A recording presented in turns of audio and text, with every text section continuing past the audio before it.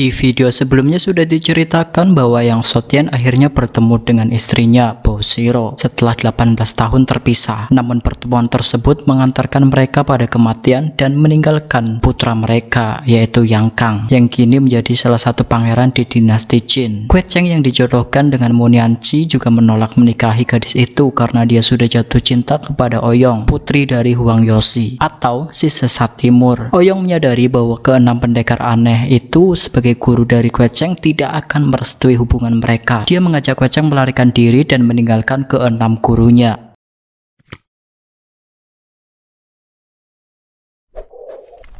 Kue Cheng adalah pemuda yang jujur dan keras hati. Melarikan diri bukanlah sebuah solusi. Dia berjanji pada gadis itu untuk meyakinkan keenam gurunya hingga tidak akan menghalangi kebersamaan mereka. Mereka kemudian kembali, namun keenam pendekar aneh sudah tak berada di sana. Kisah ini ditarik mundur ke masa 18 tahun yang lalu di kuil Quanzhen. Pendeta Guji menerima kabar tentang tragedi yang menimpa kedua sahabatnya, Guo Shitian dan Yang Sotian. Dia lalu turun gunung dan mencari Tiande yang menjadi dalang kejadian itu. Mendapat kabar bahwa Tiande bersembunyi di kuil, dia mendatangi tempat itu dan mengamuk. Dia meminta Buimo menyerahkan Tiande yang bersembunyi di sana. Akhirnya ia bentrok dengan 7 pendekar aneh yang memiliki kekerabatan dengan kuil. Kedua kubu sama-sama menderita luka dalam yang parah. Setelah mereka semua terluka, prajurit Tiande berhasil mengadu domba kedua belah pihak agar saling bentrok dan memberikan kesempatan kepadanya untuk melarikan diri. Byokima yang berusaha menahan Tiande malah ditikam dan mengakibatkan kematiannya. Dalam kondisi terluka parah, mereka tak bisa menahan kepergian Tiande yang membawa Guo Shitian. Setelah berhasil memulihkan tenaga dalam masing-masing, Kezen sebagai pemimpin 7 pendekar aneh meminta maaf kepada Kyuji. Mereka kemudian sepakat mencari anak kedua pendekar tersebut. Sebagai murid 18 tahun kemudian, mereka akan mempertandingkan kedua anak itu untuk menguji siapakah yang lebih baik di antara mereka. Sekarang 18 tahun telah berlalu, namun hasilnya tak seperti yang diharapkan. Yang Kang sebagai murid Kyuji malah tak mengakui ayahnya sendiri. Dia lebih memilih kemuliaan sebagai pangeran dinasti Qin yang seharusnya menjadi musuh mereka.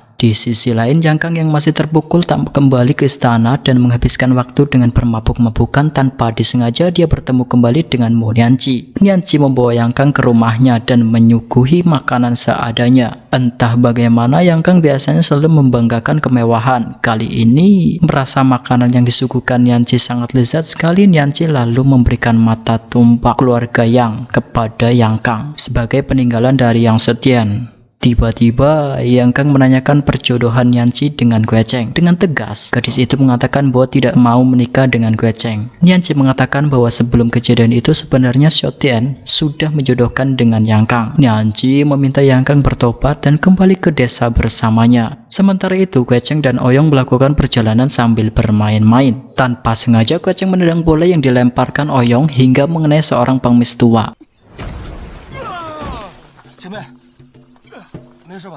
Ia marah dan mengusir kedua remaja yang sudah mengganggu tidur isiannya. Ouyang yang keras kepala malah tak mau pergi dan mengajak pria itu untuk berdebat. Ouyang menantang si pengemis untuk bertanding main bola yang dikenal sebagai permainan juju. Pria itu menancapkan tongkatnya ke tanah. Siapa yang bisa menendang bola mengenai tongkat itu akan dianggap sebagai pemenang. Kue Cheng mendapatkan kesempatan pertama, namun dia malah merusak bola tersebut. Pertandingan tak bisa dilanjutkan. Pengemis itu lalu mengajak mereka untuk mengganti permainan. Dia menantang Kue Cheng untuk bertanding tidur. Siapa yang terbangun terlebih dahulu akan dinyatakan sebagai pihak yang kalah. Ketika mereka berdua tidur, Ouyang sibuk membuat masakan dan itu ternyata mempengaruhi pengemis tua tersebut. Namun tak lama kemudian tabib Liang yang mencari Kue Cheng muncul di sana. Tabib Liang memang bukan tandingannya. Dia berhasil menangkap Kue Cheng, namun tiba-tiba tabib Liang menjadi sangat terkejut melihat siapa yang muncul. Dia segera berlutut dan meminta ampun pada si pengemis tua. Malam itu mereka melanjutkan masakan Ouyang yang memang sangat lezat. Si pengemis menikmati masakan itu seperti sudah tak makan berbulan-bulan. Dia memuji kalau masakan Ouyang sangatlah enak, tak berbeda dengan masakan di dapur istana. Ouyang memberi kode kepada Kue Cheng agar memberikan jatah makanannya kepada pengemis tersebut. Dari awal bertemu, sebenarnya Ouyang sudah menyadari bahwa pengemis tua di hadapan mereka adalah Ang Chit Kong, si pengemis utara, salah satu dari 5 pendekar sakti di zaman itu.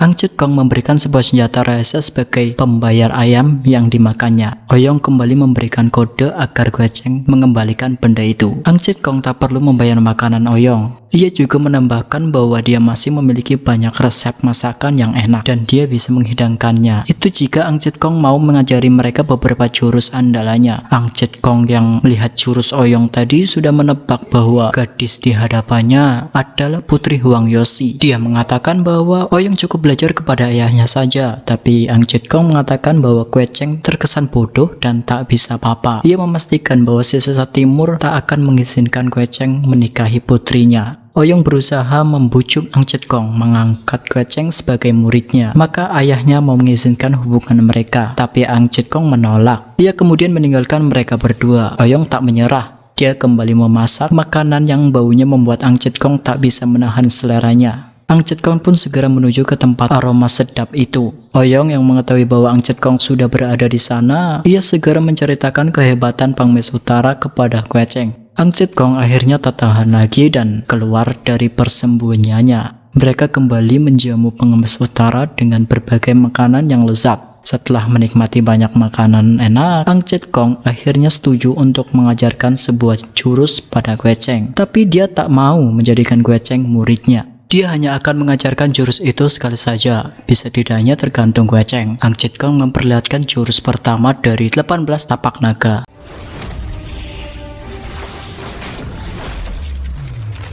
Gueceng sangat terkejut melihat kekuatan jurus tersebut. Ang Chit Kong menyuruhnya mencoba. Setelah beberapa hari berlatih, akhirnya Gueceng berhasil menguasai jurus pertama. Tanpa disangka, Oyang Ke muncul di sana dan menemukan mereka. Dia bertujuan membawa Oyong bersamanya. Gueceng menjadi marah dan mereka pun bertarung.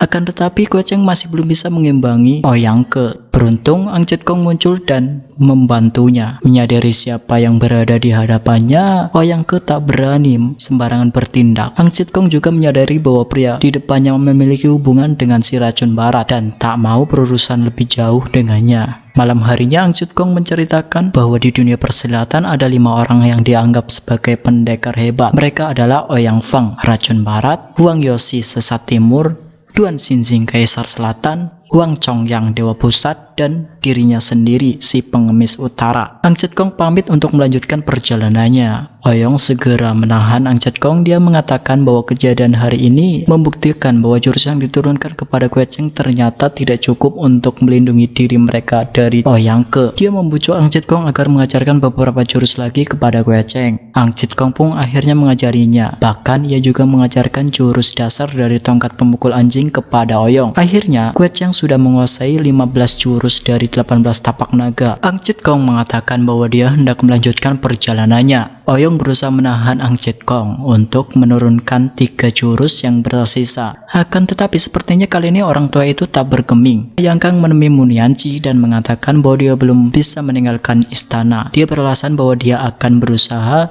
mendapatkan kitab Bumu yang sedang dicari Hong Li dan menyerahkannya kepada para pejuang Song. Di sisi lain, Oyong yakin Ang Chit Kong tak pergi jauh. Dia masih ingin berusaha memancingnya, tapi mereka kehabisan bahan mentah. Gueceng lalu pergi ke kota untuk berbelanja. Tak lama Gueceng pergi, tempat itu didatangi oleh ular-ular peliharaan Oyang Ke. Oyong berusaha melindungi diri, namun seekor ular berhasil menggigitnya hingga Oyong mulai kehilangan kesadarannya. Ketika Gueceng kembali, dia tak menemukan Oyong di sana. Hanya ada beberapa ekor bangkai ular. Ia menyadari bahwa Oyong telah diculik oleh Oyang Ke. Ia pun mencari Oyong. Oyong mendengar teriakan Gueceng memanggilnya. Dia segera melemparkan sebuah jarum ke arah suara itu. Oyang Ke melanjutkan perjalanannya, tapi tiba-tiba seseorang menghalangi jalannya. Berusaha menyapa orang yang menghalanginya tersebut, namun tanpa disadari Gueceng muncul dan membebaskan Oyong. Oyang Ke tertipu. Mereka pun bertarung.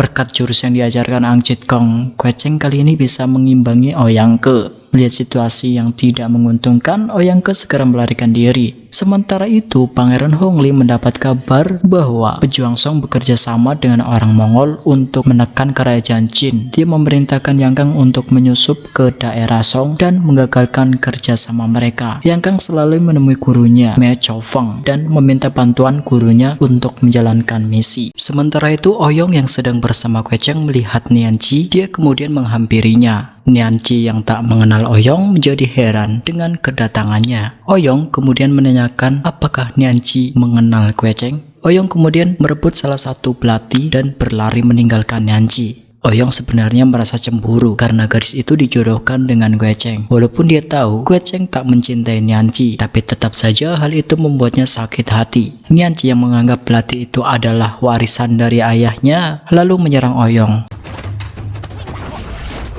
Tapi tentu saja putri Huang Yoshi itu lebih lihai.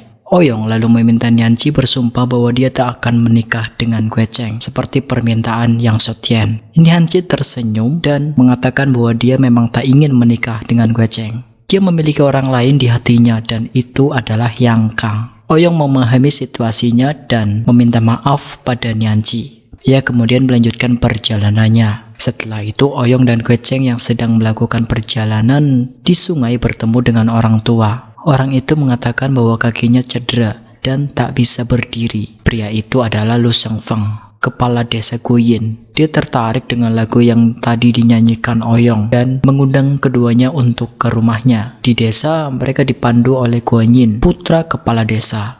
Ouyang merasa aneh menyadari bahwa jalan yang mereka lalui sangat mirip dengan formasi yang hanya dipahami oleh orang Pulau Bunga Persik. Mereka sampai di kediaman Lu. Pelayan yang mengantar mereka menasihati agar kedua remaja itu untuk tidak keluar di malam hari. Hal itu membuat Ouyang menjadi curiga seakan-akan ada sesuatu yang tersembunyi di desa kecil tersebut. Malam hari Ouyang terbangun dari tidurnya. Dia lalu membangunkan Kue Cheng dan mengatakan bahwa ada suara aneh yang terdengar di luar. Mereka pun keluar, tapi tersesat dalam formasi. Mereka hanya berputar-putar di tempat yang sama. Ouyang yang memahami formasi tersebut menemukan sebuah pintu rahasia dan berhasil keluar dari formasi yang membingungkan itu. Mereka sampai di dermaga dan melihat banyak orang berkumpul. Orang ini menghadang utusan dinasti Jin yang dikabarkan akan melewati desa mereka. Mereka mencegat perahu yang membawa Yang Kang dan berhasil menangkapnya. Kue Cheng melihat Yang Kang tertangkap berkeinginan untuk menolongnya, namun dihalangi Ouyang. Yang Kang dihadapkan kepada Lu Shengfeng. Yang Kang mengejek kepala desa pengecut karena menangkapnya dengan cara keroyokan. Lu Guanyin merasa terpancing dan menantang Yang Kang. Mereka pun bertarung. Lu Shengfeng yang terkejut melihat Yang Kang mengeluarkan jurus cakar tulang putih. Melihat putranya dijatuhkan, Lu segera turun tangan. Ia menanyakan hubungan Yang Kang dengan Me Chou Feng, tapi Yang Kang mengatakan tak mengenal mereka. Ouyang dan Kue Cheng yang kembali ke kamar mendengar langkah seseorang yang terdengar terburu-buru. Ketika mereka mengikuti orang itu, ternyata adalah Mu Nianji. Melihat Mu Nianji terjebak dalam formasi, Ouyang membantunya menemukan jalan keluar. Dia juga menjatuhkan dua pengawal desa yang memperkoki Nianji. Yang Kang sangat terkejut melihat Mu Nianji muncul di hadapannya. Dia meminta gadis itu mengirimkan pesan kepada gurunya di kuil sebelah utara. Dia cukup memberikan sebuah papan. Di papan yang diukir agar Me Chou Feng tak melukai Mu Nianji. Nianji akhirnya sampai di tempat yang dikatakan Yang Kang. Dia meletakkan papan itu. Namun tiba-tiba ternyata muncul Ouyang Ke yang langsung menotoknya. Ouyang Ke menyuruh dayangnya membawa pergi Nianji. Tak lama kemudian Me Chou Feng datang ke sana. Dia menemukan papan yang ditinggalkan Nianji. Ouyang Ke kembali muncul dan meminta Me Chou Feng menyerahkan kitab Yin kepadanya. Me Chou Feng tanpa basa-basi langsung menyerang Ouyang Ke dan ia memanggil ularnya. Tiba-tiba muncul seseorang yang menggunakan topeng sambil meniup seruling. Melihat itu, Ouyang Ke melarikan diri. Orang bertopeng juga meninggalkan tempat itu. Sementara itu di desa Guyin muncul sebuah bingkisan, ternyata itu tengkorak dengan 5 jari. Lu Shengfeng segera memerintahkan agar Guanyin membawa ibunya ke desa sebelah dan bersembunyi di sana karena dia memiliki masalah dengan Me Chou Feng. Lu mengantarkan Ouyang dan Kue Cheng ke dermaga dan meminta mereka meninggalkan desa agar tak terlibat dalam masalah ini. Dia menghadiahi beberapa tel emas sebagai hadiah pernikahan mereka. Kue Cheng dan Oyong tersipu malu karena niat hati mereka dengan mudah terbaca oleh Lu Shengfang. Dia juga memberikan sebotol obat yang ternyata adalah pil giok 9 bunga. Lu Shengfang sangat terkejut karena ternyata Oyong mengetahui obat yang diberikan. Namun tiba-tiba muncul seseorang aneh yang membawa guci besar berisi air. Ia adalah ketua tapak besi, Qiu Qianren. Kedatangannya bertujuan membantu desa menghadapi Me Choufeng. Dengan kemunculan Qianren, Oyong dan Kue Cheng itu pun menunda kepergian mereka. Qianren termasuk orang yang sangat membanggakan diri. Dia meminta Guanyin menyerangnya untuk mempertontonkan kehebatannya. Tiba-tiba seorang pengawal memberitahukan bahwa ada 6 orang aneh yang menerobos desa. Kali ini yang datang adalah ke-6 pendekar aneh. Kue Cheng segera melerai pertikaian Guanyin dengan ke-6 gurunya itu. Mengetahui bahwa Kue Cheng masih bersama Oyong, Kexin menjadi marah. Namun Oyong mengatakan bahwa mereka harus mengesampingkan urusan itu terlebih dahulu karena sebentar lagi Me Choufeng akan datang. Dengan bergabungnya ke-6 pendekar, desa menjadi lebih kuat. Lu Shengfang tak lagi khawatir dengan kedatangan musuhnya itu. Namun tiba-tiba Qianren menyatakan hal yang membuat marah semua orang. Dia meminta agar ketua Lu membebaskan Yang Kang agar tak terjadi bentrokan antar pejuang Song dengan kerajaan Qin. Bagaimanapun sekarang dinasti Qin sudah berkuasa dan mereka tak mungkin mengakhiri hal itu. Qianren kembali memperlihatkan kebolehannya. Semua orang tercengang melihat gelas giok itu terpotong. Qianren juga menantang ke-6 pendekar aneh tersebut secara bersama-sama. Kue Cheng menengahi mereka dan mengatakan bahwa dialah yang akan menggantikan gurunya menghadapi Qianren. Kue Cheng terkena pukulan, namun ternyata pemuda itu tak apa-apa. Kali ini Kue Cheng sengaja menerima pukulan itu dengan dadanya. Dia lalu mengatakan bahwa pukulannya hanyalah pukulan biasa. Tapi tiba-tiba Me Choufeng yang ditunggu-tunggu muncul di ruangan itu. Ternyata Lu Shengfang satu perguruan dengan Me Choufeng. Me Choufeng mengatakan bahwa Chen Xiaofang sudah dibunuh orang. Merasa bahwa mereka berada pada posisi yang tak menguntungkan, ke-6 pendekar aneh berinisiatif menyerang Me Choufeng terlebih dahulu.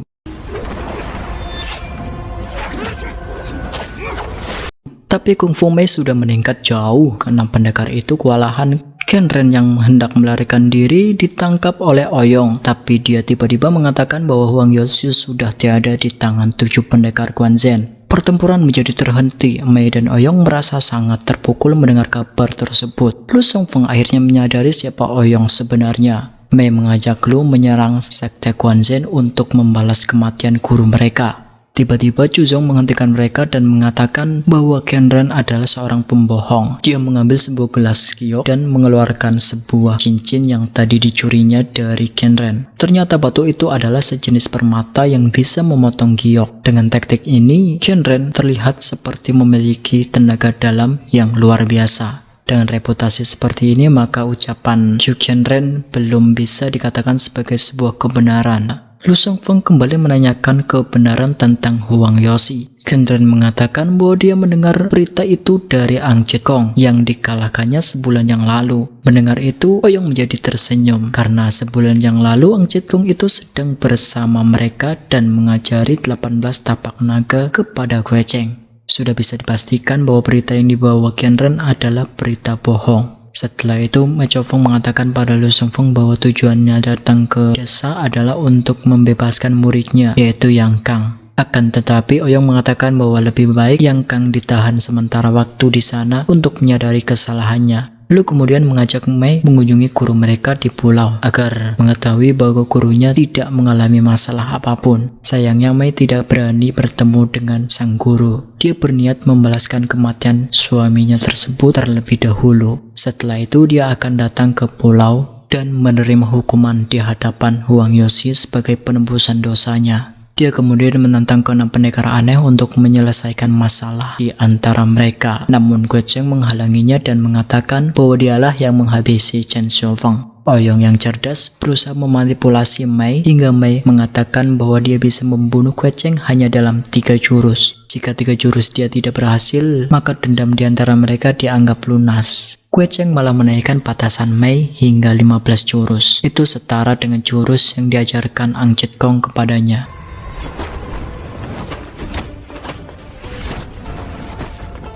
Ke-6 pendekar aneh merasa terkejut melihat jurus yang dikeluarkan Kue Cheng. Itu jelas bukan ilmu yang mereka ajarkan.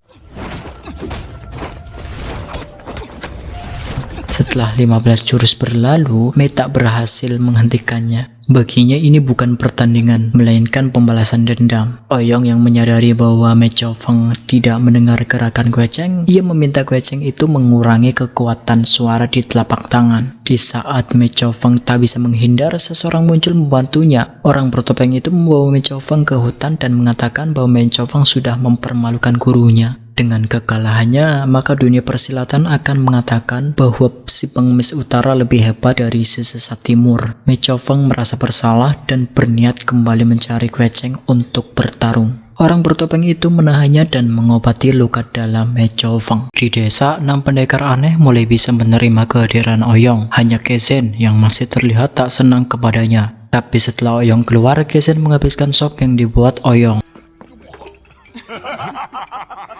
Tanpa diduga, Mei Chaofeng kembali mencari Kue Cheng dan menantangnya bertarung. Kali ini telapak tangan tanpa suara Kue Cheng tak lagi membantu. Ternyata ada orang yang melemparkan kerikil pada setiap pergerakan Kue Cheng, sehingga Mei Chaofeng bisa mengetahui keberadaan Kue Cheng. Oyong berusaha menghalangi lemparan kerikil itu, namun itu tak berhasil. Akhirnya, Oyong mengetahui bahwa orang bertopeng yang membantu Mei Chaofeng tak lain adalah ayahnya sendiri, yaitu Huang Yoshi. Kedua murid Pulau Bunga Persik pun terperangah mengetahui kehadiran sang guru. Mereka kemudian masuk ke aula desa Guyun. Pada kesempatan itu, Huang Yoshi meminta kembali kitab 9 Jin yang dicuri oleh Mei Chaofeng. Tapi ternyata kitab itu tak ada lagi di tempatnya. Yoshi menjadi marah dan memberikan 3 hukuman pada Mei Chaofeng. Ia harus mencari kembali kitab 9 Jin dan habisi orang yang pernah membacanya. Yang ketiga, mencari saudara seperguruannya ataupun penerus mereka dan membawanya ke pulau. Mei juga harus melumpuhkan ilmu yang dipelajarinya dari kitab 9 Jin. Setelah Mei Chaofeng pergi, Huang Yoshi memberikan sebuah kitab kaki kepada Lu Xingfang agar dia bisa berjalan kembali. Merasa semua urusannya selesai, Yoshi mengajak putrinya kembali ke pulau. Namun gadis itu menolak, dia masih ingin bersama Kue Cheng. Melihat sang ayah akan melampiaskan kekesalannya kepada Kue Cheng, Oyong segera mengajak ayahnya pulang ke pulau.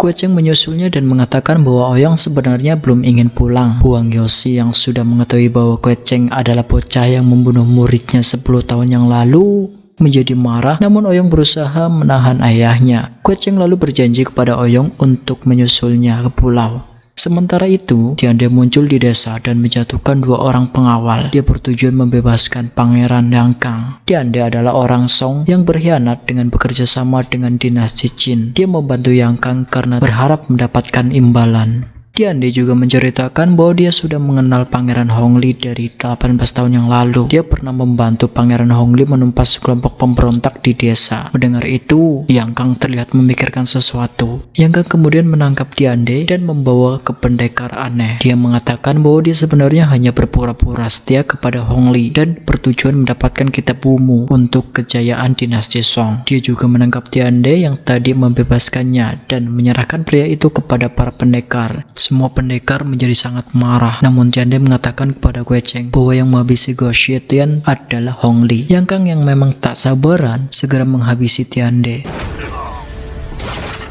Malam itu, Yang Kang dan Kue Cheng bercerita seperti 2 sahabat baik. Mereka bahkan sepakat untuk mengangkat jadi saudara melalui sumpah darah. Keesokan harinya, Kue Cheng berpamitan dengan ke-6 gurunya. Dia berencana untuk membalaskan dendam ayahnya dengan membunuh Hongli bersama. Perjalanan Kue Cheng dan Yang Kang sampai di kota. Mereka berusaha mencari rumah makan untuk sekedar mengisi perut. Sesampainya di kedai itu, pemilik kedai mempersilahkan mereka masuk dan mengatakan bahwa sudah ada orang yang membayarnya untuk melayani mereka berdua. Setelah selesai makan, mereka meneruskan perjalanan. Salah satu alasan Oyangke menahan Nianji karena gadis itu memiliki kemiripan dengan ibunya. Dia menahan Nianji di sebuah makam tua, memasukkannya ke dalam peti mati dan mengkuburnya hidup-hidup. Di sisi lain, Kue Cheng yang memakan masakan itu merasa mengenal masakan tersebut. Dia yakin bahwa makanan ini dipesan oleh Oyong karena memiliki rasa yang sangat mirip. Malam itu, Kue Cheng sengaja tidak tidur dan selalu memperhatikan ke arah jalan. Tiba-tiba, dia mendengar suara perempuan yang meminta menyiapkan makanan. Dan benar saja, Oyong yang dirindukannya. Keesokan harinya, mereka menikmati papau di pasar. Mereka mendengar orang-orang menceritakan tentang beberapa gadis yang tiba-tiba menghilang dan kembali muncul di rumah mereka. Penduduk kota merasa bahwa itu adalah ulah Kaipang. Tiba-tiba Oyong melihat sebuah tanda yang merupakan isyarat dari ketua sekte pengemis. Mereka lalu mengikuti arah panah itu. Ternyata itu adalah beberapa anggota sekte Kaipang yang sepertinya melenceng dari aturan yang dibuat Ang Chit Kong. Mereka berdua membuntuti orang-orang tersebut ke sebuah rumah. Seorang gadis menyebut mereka. Dia adalah Cheng Yuji, murid pendeta yang masih ada hubungannya dengan sekte Guanzhen. Ternyata sekte Kaipang juga sudah mendengar menghilangnya beberapa orang gadis yang lebih dikenal sebagai pengantin hantu tersebut. Sekte Kaipang menyelidiki hal ini, menemukan bahwa di setiap rumah gadis yang menghilang ditemukan bunga berwarna biru yang hanya tumbuh di daerah keluarga Cheng. Oleh karena itu mereka berada di sana dan berniat menjaga Yuji. Siapakah yang menculik para gadis dan meninggalkan bunga biru tersebut? Akan kita lanjutkan episode berikutnya. Sampai jumpa di video selanjutnya.